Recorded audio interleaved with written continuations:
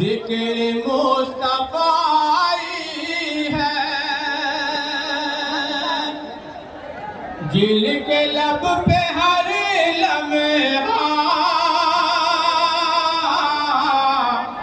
जिक्र मुस्तफाई है, जिनके लब पे हर लम्हा जिक्र मुस्तफाई है। रहमत खुदा बंदी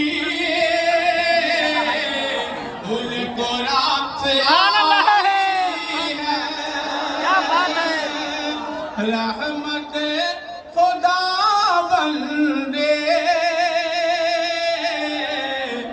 उनको रात से आई है।